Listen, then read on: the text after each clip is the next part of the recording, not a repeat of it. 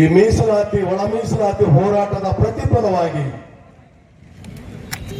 ಏನು ಒಳ ಮೀಸಲಾತಿಗೆ ಹೋರಾಟ ಮಾಡಿದಂತ ನಮ್ಮ ನಿಮ್ಮೆಲ್ಲರ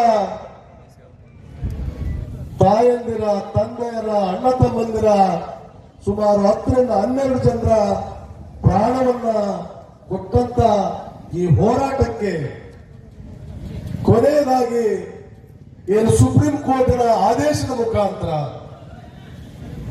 30 ವರ್ಷಗಳ ಈ ಹೋರಾಟದ ಒತ್ತಡದ ಪ್ರತಿಫಲವಾಗಿ ಏನು 7 ಜನ ನ್ಯಾಯಾಧೀಶರ ಬೆಂಚಲ್ಲಿ ಸುಮಾರು 6 ಜನ ನ್ಯಾಯಾಧೀಶರು ಏನು ಒಳ ಮೀಸಲಾತಿಗಾಗಿ ಏನು ಬೇಡಿಕೆಯನ್ನಿಟ್ಟಿದ್ದಾರೆ ಆ ಬೇಡಿಕೆ ನ್ಯಾಯಯುತವಾಗಿದೆ.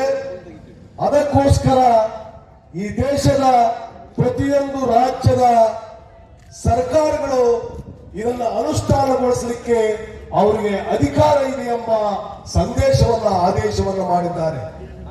ಅದಕ್ಕೆ ನಾವು ಸುಪ್ರೀಂ ಕೋರ್ಟ್ಗೆ ನಮ್ಮೆಲ್ಲರ ಪರವಾಗಿ ಧನ್ಯವಾದಗಳನ್ನು ಹೇಳಕ್ಕೆ ಇಷ್ಟಪಡ್ತಾ ಇದ್ದೇವೆ. ಆದರೆ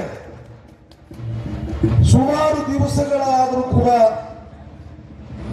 ಸುಪ್ರೀಂ ಕೋರ್ಟ್ನ ಆದೇಶ ಬಂದು ಸುಮಾರು ದಿವಸಗಳಾದರೂ ಕೂಡ ಇವತ್ತು ನಮ್ಮ ಕರ್ನಾಟಕ ರಾಜ್ಯ ಸರ್ಕಾರ ಅದನ್ನು ಅನುಷ್ಠಾನಕ್ಕೆ ಇನ್ನೂ ಅನುಷ್ಠಾನಗೊಳಿಸಿಲ್ಲ.